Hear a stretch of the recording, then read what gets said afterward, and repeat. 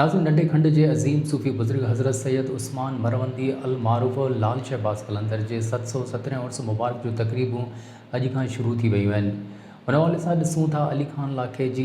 ही रिपोर्ट। नंढे खंड के अज़ीम सूफ़ी बुज़ुर्ग हज़रत सैयद उस्मान मरवंदी अल मारूफ़ लाल शहबाज़ कलंदर के 717 उर्स मुबारक लाइ ज़िले इंतज़ामिया मेला कमेटी जाम शोरो पारां इंतज़ाम मुकम्मल करे वरिता आहिनि। 22 खां 24 मार्च ताईं थींदड़ उर्स मुबारक के लाइ 4500 खां मथे सिक्योरिटी एहलकार मुक़ररु कया विया आहिनि, जॾहिं त इंटेलिजेंस नेटवर्क खे बि हाई अलर्ट रखियो वियो आहे।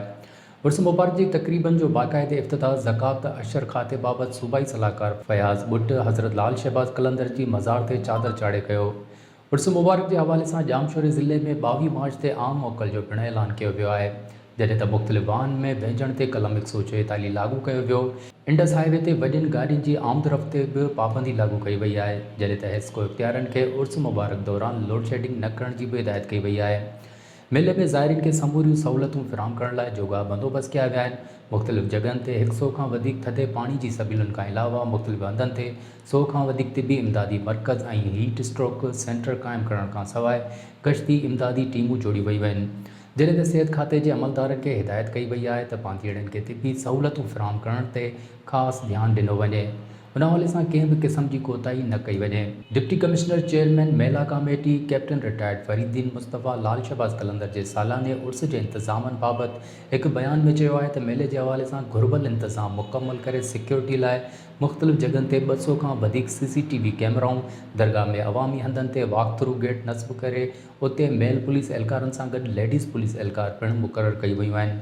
जॾहिं त दरगाह जे वेझो मरकज़ी CCTV कंट्रोल रूम खां अलावा ड्रोन कैमराउनि ज़रिए पिणु सिक्योरिटी सूरतहाल जी फ़िज़ाई निगरानी कई वेंदी। उर्स मुबारक जे पहिरें ॾींहं ते सूबाई सलाहकार फयाज़ अली बुट शाम जो 4 वॻे मिनी स्पोर्ट्स स्टेडियम सेवण में मलाखड़े जे मुक़ाबलनि जो ख़ासि महिमान तौरु इफ़्तिताह कंदो। उन खां अलावा शाम जो 7 वॻे शहबाज़ ऑडिटोरियम में अॻूणे MPA पाकिस्तान पीपल्स पार्टी ज़िले जामशोरे जे सदर सैयद आसिफ़ अली शाह सुगड़नि सां कचहरी जो इफ़्तिताह कंदो, जंहिंमें डिविज़नल कमिश्नर हैदराबाद नदीमुर रहमान मेमण एज़ाज़ी महिमान तौरु शिरकत कंदो।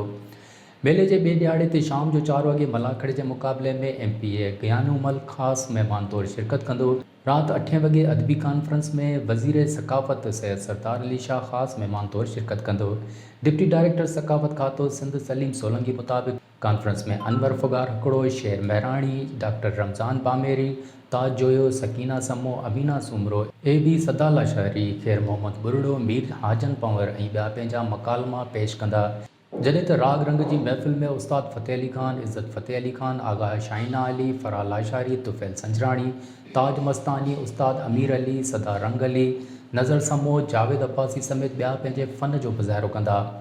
आख़िरी ॾियारे ते शाम 4 वॻे सिंध जो वॾो वज़ीर सैयद मुराद अली शाह सेवण शरीफ़ हज़रत लाल शहबाज़ कलंदर जी दरगाह ते चादर चाढ़ींदो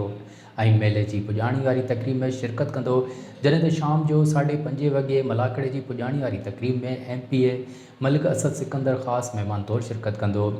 राति 8 वॻे लोक रास मेला में MNA सिकंदर अली रावपोटो ख़ासि महिमान, जॾहिं त MPA हिना दस्तगीर एज़ाज़ी महिमान तौरु शिरकत कंदी।